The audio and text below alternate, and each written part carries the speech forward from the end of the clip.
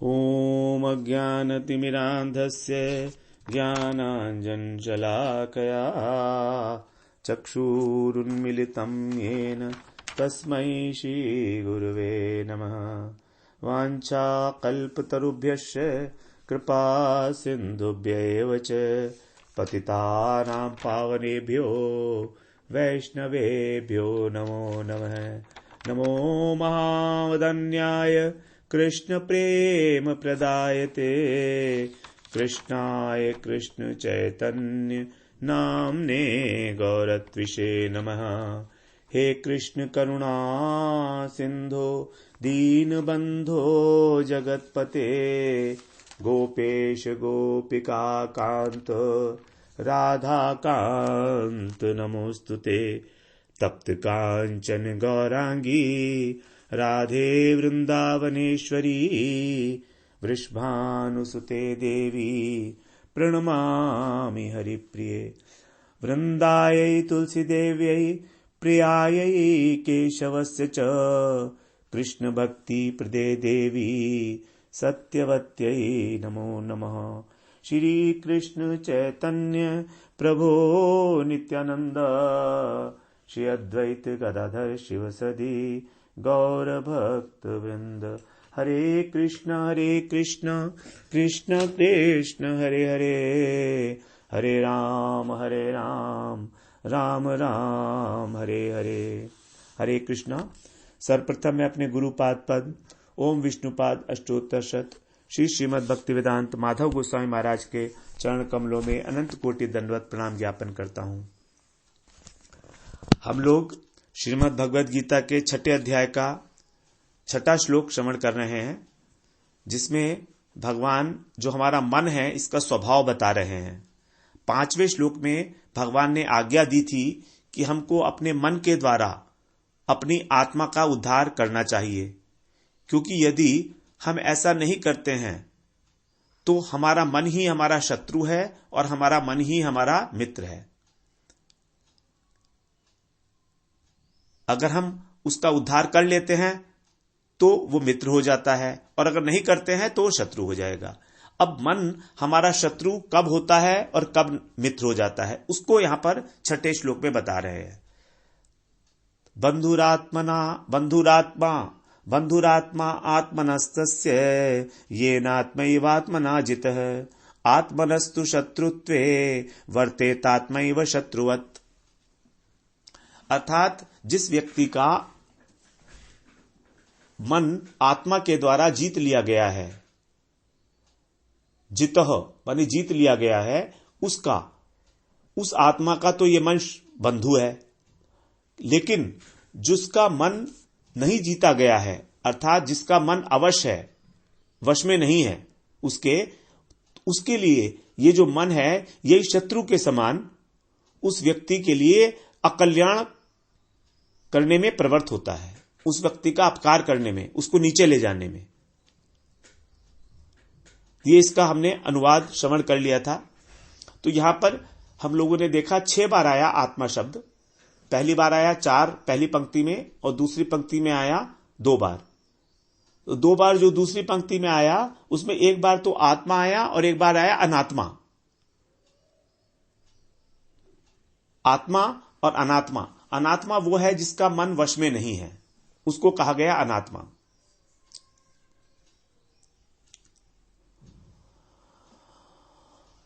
तो मन बंधु कब है? मन किसका मित्र है और किसका शत्रु है? जिस जीवात्मा के द्वारा भगवत अर्पित निष्काम कर्म अर्थात कर्मयोग का आचरण करते रहने के कारण जिसका अंतःकरण शुद्ध हो गया है, अर्थात अंतःकरण शुद्ध होने के बाद उसने एक स्थिति प्राप्त कर ली है, उस स्थिति को हम कह रहे हैं शम। संस्कृत की जो शम धातु है उसी से शांति शब्द बना है।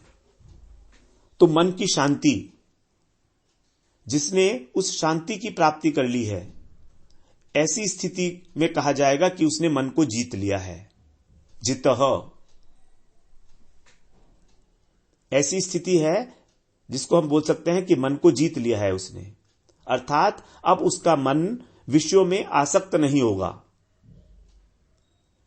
उसका मन अपनी मनमानी नहीं करेगा, उसका मन वही करेगा जो उसके करने के लिए उचित है।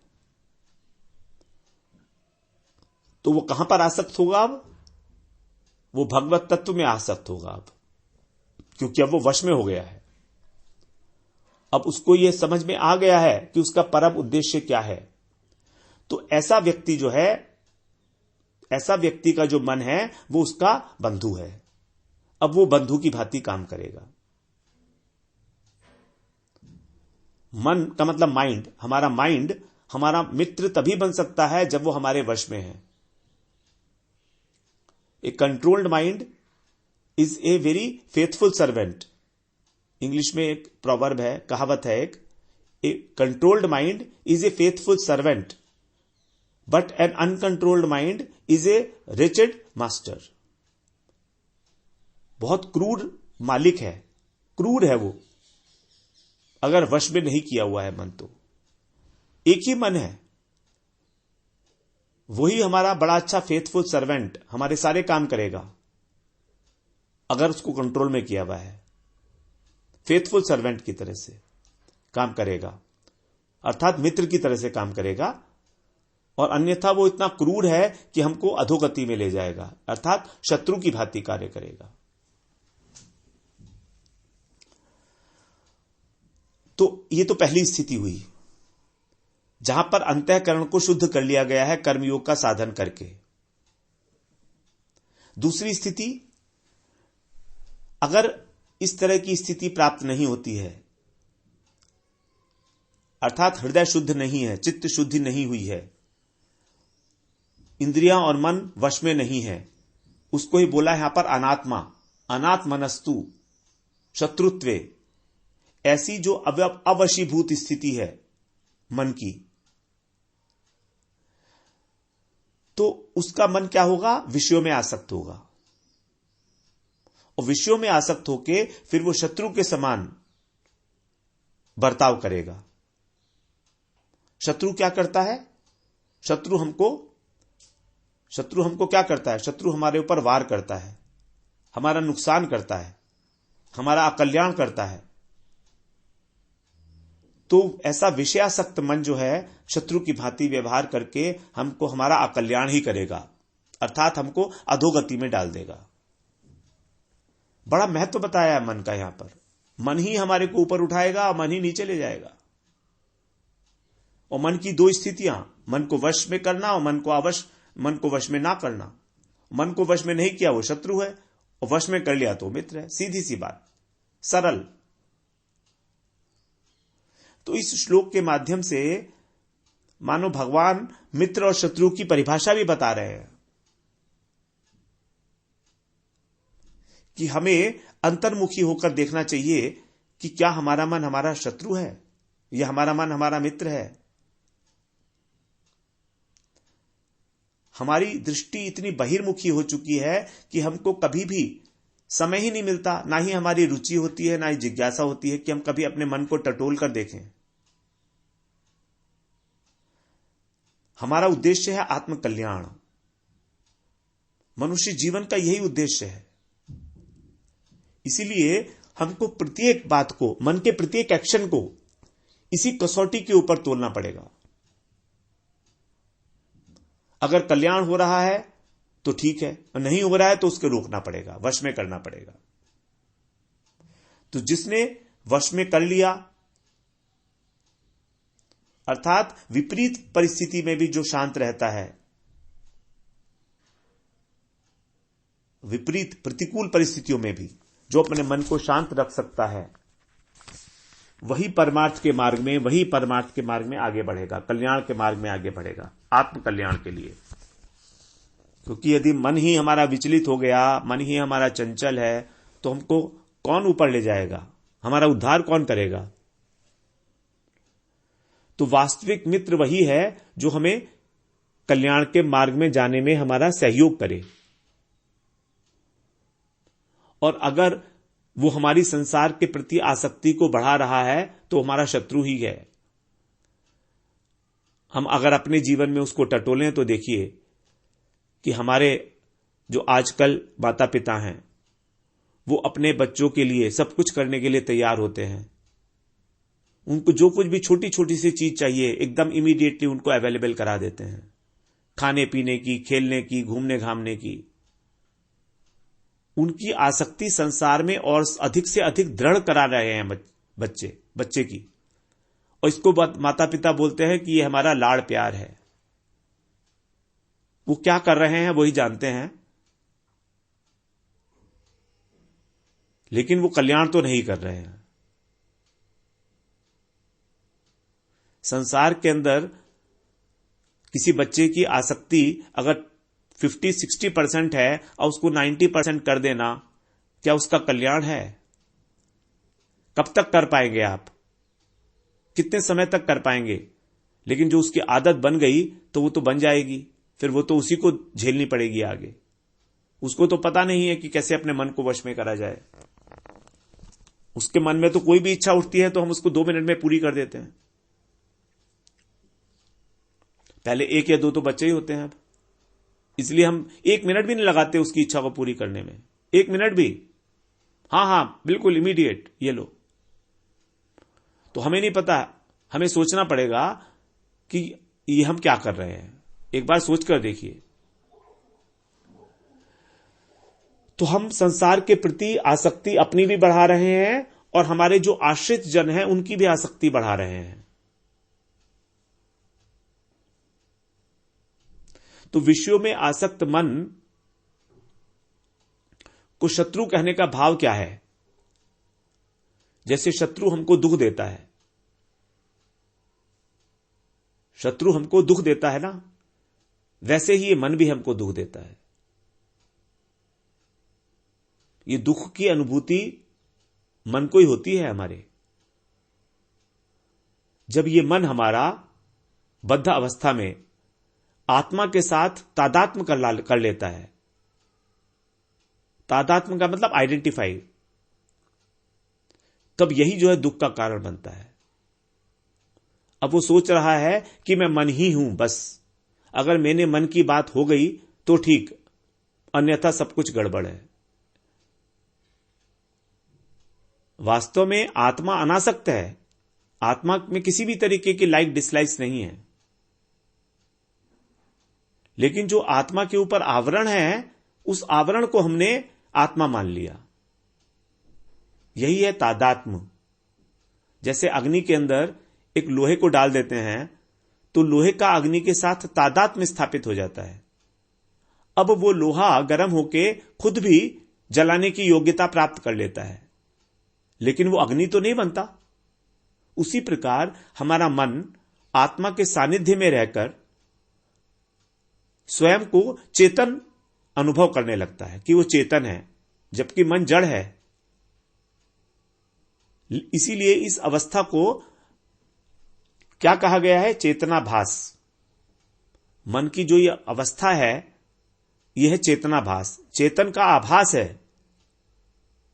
आभास का मतलब प्रतिबिंब। चेतन नहीं है लेकिन लग रहा है चेतन जैसा, क्योंकि सानिध्य है इसको आत्मा का मिला हुआ, और आत्मा स्वयं प्रकाश चेतन वस्तु है। तो इसी को बोलते हैं तादात्म्य होना, और यह तादात्म्य ही हमारे दुख का कारण है। जैसे एक कैदी होता है जेल में, अब वो कैदी दुख पा रहा है क्योंकि वो ये भूल गया कि वो यहां से जाके बाहर और फिर फ्री हो जाएगा। अगर उसको ये पता हो कि वो 2 दिन 4 दिन 1 हफ्ते के अंदर अंदर छूटने वाला है वहां से, तो वो अपने कैदी होने से आइडेंटिफाई नहीं करेगा कि मैं कैदी हूं, वो आइडेंटिफाई नहीं करेगा। जैसे एक राजा है, अब राजा अगर कैदी के ड्रेस पहन के और जेल में चला जाए और एक दिन देखे वहां पर रह के कि क्या होता है कैदियों के साथ, तो क्या वो कैदी बन गया? नहीं हुआ, क्योंकि उसने आइडेंटिफाई नहीं किया अभी कैदियों के साथ। वो भी भूला नहीं, उसको याद है कि वो राजा है। और हम लोग अभी यहां आकर, इस जगत में आकर ये भूल गए हैं कि हम आत्मा हैं। हमने शरीर के साथ आइडेंटिफाई कर लिया और यही हमारे दुख का कारण बन गया, और कोई नहीं दुख का कारण हमारा। तो हमारा मन ही है हमारे सुख का और दुख का कारण। तो जब आत्मा अपने स्वरूप में स्थित हो जाती है, अब स्वरूप में तो स्थित है, लेकिन अभी आत्मा के ऊपर आवरण चढ़ा हुआ है गंदा, चित्त का, अंतःकरण का, तो हमको उसका अनुभव नहीं हो रहा है। तो अगर वो चित्त शुद्ध हो जाएगा तो आत्मा के साथ जब मन का तादात्म्य खत्म हो जाएगा तो यही मन जो है उसका मित्र बन जाएगा। और फिर ऐसे शुद्ध मन में भगवान का स्मरण, नाम, रूप, धाम, लीला सब तब किया जा सकता है। भगवान का स्मरण यही हमको भगवत प्रेम की ओर ले जाएगा, क्योंकि स्मरण कहां से करते हैं हम लोग? मन से ही करते हैं।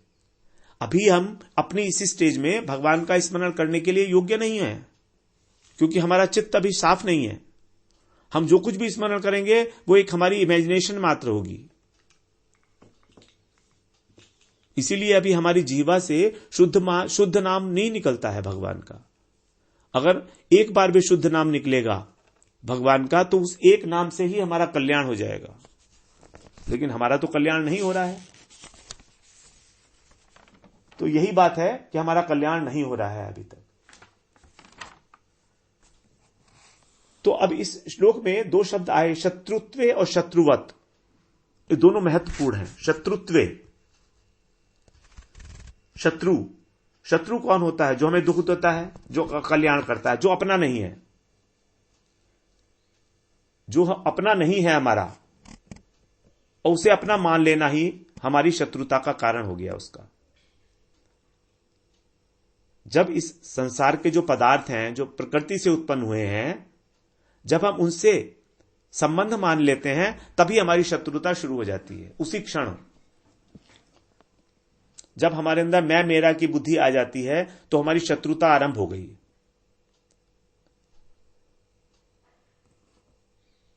जितना जितना हम उनके वश में होते जाते हैं, प्रकृति के प्रज्ञा, प्रकृति के जो विकार हैं, संसार के पदार्थ हैं, वस्तु है, जैसे हम लोग मान चाहते हैं, धन चाहते हैं, प्रतिष्ठा चाहते हैं, तो ये सब हमारे अंतःकरण को और अधिक दूषित करता है।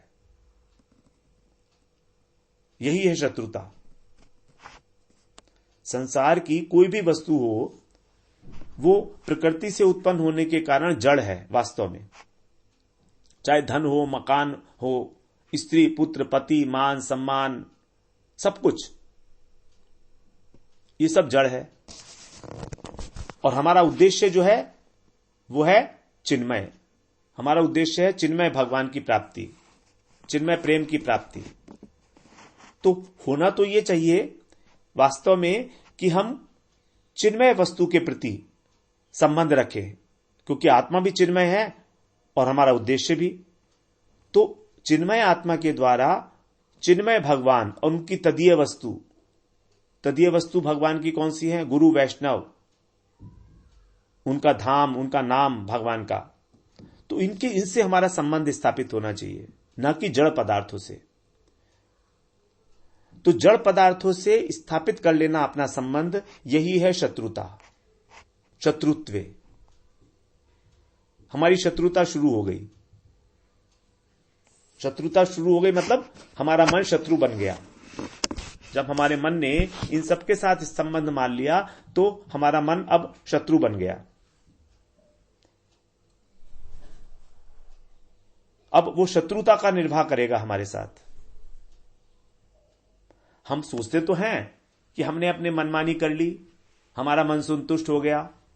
हम ऐसा ही सोचते हैं। अगर मान लो हमको मनचाही वस्तु मिल जाए तो हमको खुशी होती है। हमको लगता है हमारे मन को उसकी इच्छित वस्तु मिल गई। एक क्षणिक सुख, जिसको राजसिक सुख कहा गया है, उसकी अनुभूति हमें होती है।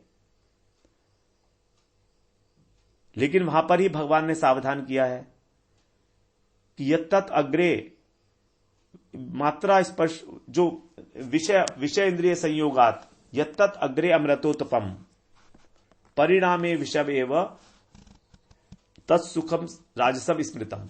18वें अध्याय में सुख की परिभाषा देते हुए भगवान ने यही बात बताई है। तीन प्रकार के सुख बताए हैं। विषय इंद्रिय संयोगात यत् तत् अग्रे अमृतोत्पम परिणामे विषम इव तत्सुखम राजसम स्मृतम, कि जो विषय सुख इंद्रियों और विषयों के संयोग से प्राप्त होता है वो शुरू में तो बहुत अच्छा लगता है, अमृत के समान, क्योंकि हम उसका भोग कर रहे हैं, लेकिन अंत में उसका दुखी परिणाम होगा। उसी को राजसिक सुख कहा गया है। तो ये राजसिक सुख वास्तव में सुख नहीं है, ये दुख का ही एक रूप है, क्योंकि जो परिणाम में होगा वही तो माना जाएगा ना। और इसको देने वाला कौन है इस दुख को? मन, क्योंकि मन ही तो अभिलाषा करता है ना इस संसार के पदार्थों को प्राप्त करने की।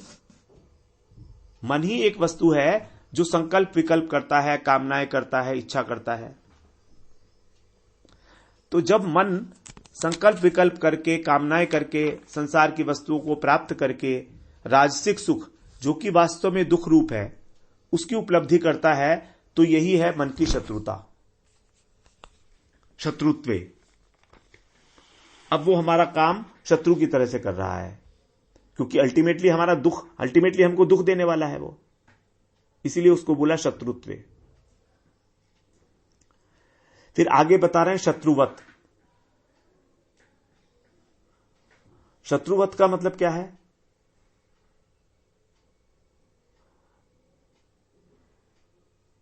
शत्रुवत का मतलब क्या है? शत्रुवत का मतलब है आत्मा जो हमारी है वो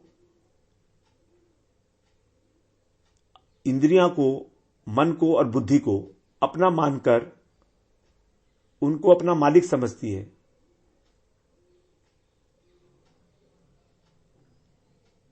हमारी आत्मा जो रथी है, रथ पर बैठा हुआ जो है रथी मालिक, वो मन को और बुद्धि को भी अपना मान लेती है, जबकि वो उसका है नहीं।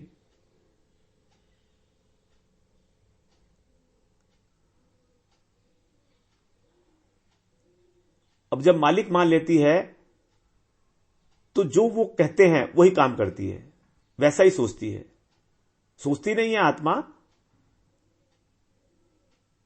लेकिन उनकी दास हो जाती है। जैसे राजा को जो उसके नौकर लोग हैं वो अगर कुछ रिश्वत दे दें तो अपने वश में कर लेते हैं, उसी प्रकार। तो जहां पर मन ले जाएगा वहीं पर वो चली जाएगी आत्मा भी, रथी भी वहीं जाएगा जहां रथ जाएगा। जैसे कुत्ते का मालिक होता है, तो कुत्ते का मालिक क्या है? स्वयं को मालिक मान रहा है, दिन भर उसी की सेवा करता है कुत्ते का मालिक, लेकिन वो क्या उसका मालिक है? क्या वो कुत्ते का मालिक है?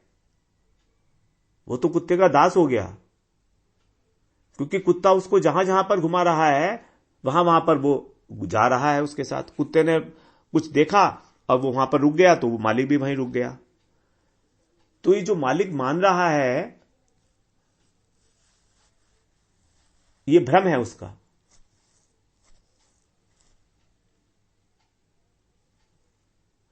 तो यद्यपि आत्मा कभी भी अपना अपकार नहीं करना चाहेगी।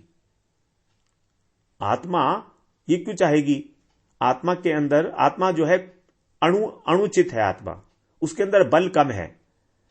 ये बल कम होने के कारण ही मन उसके ऊपर हावी हो जाता है। मन के हावी होने का कारण ही यही है, क्योंकि मन बड़ा बलिष्ठ है। अनेक अनेक जन्मों की इच्छाएं, आसक्तियां, संस्कार उसके अंदर भरे पड़े हैं अंतःकरण में। तो ये जो आत्मा अणुचित है इसको कंट्रोल में कर लेते हैं और फिर उसको वही करवाते हैं जो ये वही ले जाते हैं जहां पर ये ले जाना चाहते हैं उसको। क्योंकि हमारा मन बहुत स्ट्रांग है।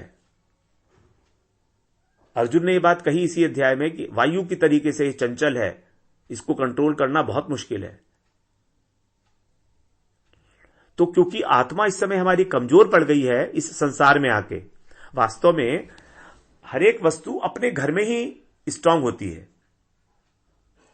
अगर अपनी घर से निकल जाए तो वो वीक हो जाती है। अब आत्मा इस जड़ जगत में आके, आत्मा चिन्मय है, अब वो जब इस जड़ जगत में आ गई तो वो वीक पड़ गई। और जड़ जगत में जड़ वस्तु जो है वो स्ट्रांग है, आत्मा और बुद्धि ये सब अंतःकरण स्ट्रांग है। यही आत्मा जब चित्त बल को प्राप्त कर लेगी, यही आत्मा जब वैकुंठ जाएगी तो इसके अंदर बहुत बल होगा। वहां पर तो प्रवेश ही नहीं है मन बुद्धि अहंकार का, वैकुंठ धाम में प्रवेश ही नहीं है वहां पर। तो अपने घर के अंदर सभी राजा होते हैं, वही बात है। आत्मा के वीक पड़ने का मतलब ही यही है यहां पर कि वो संसार में आके फंस गई है और अब कुछ नहीं कर पा रही है। अब ये जो उसके आवरण है मन बुद्धि अहंकार, जो उसको घुमा रहे हैं वहीं घूमती है वो, और ये इसको और पतन में ले जा रहे हैं तो पतन हो जाता है उसका। तो आत्मा की इच्छा अपना कभी भी नुकसान करने की नहीं होगी, लेकिन जो मन है वो जो इसका शत्रु हो चुका, विषयों के अंदर आसक्त मन जो इसका शत्रु है, वो इसका अहित कर रहा है और इसके अंदर इतनी हिम्मत नहीं है कि उसको रोक सके। इसलिए कहा गया शत्रुवत, शत्रु की भांति। जैसे शत्रु किसी भी व्यक्ति के सुख का जो साधन है उसको छीन लेता है। जब एक देश दूसरे देश पर चढ़ाई करता है तो उसके जो सुख के साधन हैं, उसकी जो एमेनिटीज हैं, उसकी जो फैसिलिटीज हैं उस देश की, उनको बर्बाद कर देता है वो, जिससे कि वो वहां के लोग रहने वाले दुख भोगे। शत्रु की यही टेंडेंसी होती है कि वो दुख भोगने के लिए बाध्य कर देता है। वैसे ही हमारी ये जो शरीर इंद्रियां मन बुद्धि हैं, ये कल्याण के रास्ते में ना जाके और भोग में लग जाती हैं और आत्मा को नरक में डाल देती हैं। स्वयं तो जाती ही है नरक में, क्योंकि आत्मा का आवरण है, साथ साथ जाता है वहां पर, और अनेक निकृष्ट योनियों में जाती है। अनंत काल तक भीषण दुख भोगना पड़ता है फिर इस आत्मा को। तो कोई भी व्यक्ति अपना कभी भी बुरा नहीं चाहता है, लेकिन अज्ञान के कारण, आसक्ति के कारण दुख को सुख समझ के कल्याण के विपरीत आचरण करता है। इसलिए कहा गया शत्रु की भांति आचरण, शत्रुवत। अब मन को वश में होने का लक्षण क्या है? लक्षण यह है कि यदि कोई व्यक्ति भगवत प्राप्ति के लिए जिन जिन साधनों में इनको लगाना चाहे, इंद्रियों को, मन को, शरीर को, उन साधनों में ये बिना परिश्रम के लग जाए और कभी भी विपरीत मार्ग की ओर दृष्टिपात ना करे, तो समझे कि ये वश में हो गए। मतलब क्या है? मतलब यह है कि अगर हमारा मन भगवान में स्वाभाविक रूप से लगने लगे तो समझो कि ये वश में हो गए हमारे, स्वाभाविक रूप से। और जब तक स्वाभाविक रूप से नहीं होते हैं तब तक हमको बुद्धि का आश्रय लेकर इस मन को भगवान के अंदर लगाना चाहिए। तो यहां पर जो अनात्मा शब्द कहा गया था, वो उसके लिए कहा, अनात्मा, आत्मा का अर्थ होता है शरीर इंद्रिय मन। तो यही सब जब वश में नहीं होते हैं तो उसको अनात्मा कह दिया गया था। जब ये अपनी मर्जी से चलते हैं, इंद्रियां अपनी मर्जी से जा रही हैं, मन अपनी बुद्धि से काम कर रहा है, और बुद्धि की बेचारी के पास कुछ साधन ही नहीं है, कुछ बल ही नहीं है, तभी इसको कहा गया अनात्मा। तो जो अनात्म मन है वही शत्रुवत कार्य करता है। यानी कि हमको कल्याण के लिए जो साधन शास्त्रों में बताए गए हैं उनमें नहीं लगाता है, वही है अनात्मा। तो इस प्रकार से हम लोगों ने श्रवण किया 7वें श्लोक में कि मन किस प्रकार से शत्रु की भांति हमारे साथ व्यवहार करता है, हमको अधोगति में ले जाने के लिए, हमारी आत्मा को। अब हम लोग कल से अगला श्लोक श्रवण करेंगे। वांछा कल्पतरुभ्यश्च कृपा सिंधुभ्यैव च पतितानां पावनेभ्यो वैष्णवेभ्यो नमो नमः।